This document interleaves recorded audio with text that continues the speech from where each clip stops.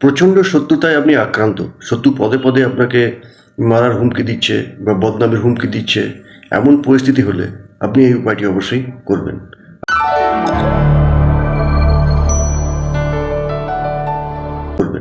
আপনি বাজার থেকে একটি পাতিলেবু কিনে নিয়ে আসবেন। তো পাতিলেবু কিনে নিয়ে এসে সেই পাতিলেবুর উপরে আপনি শত্রুর নাম লিখবেন।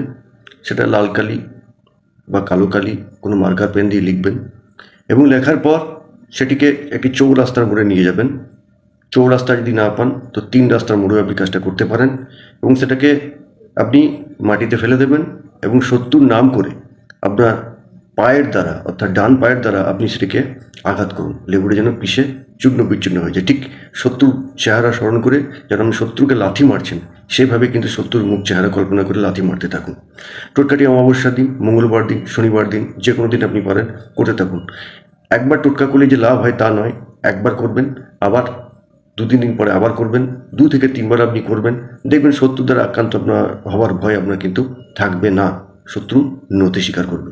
পরীক্ষিত টোটকা করে দেখুন কি ফল হয়।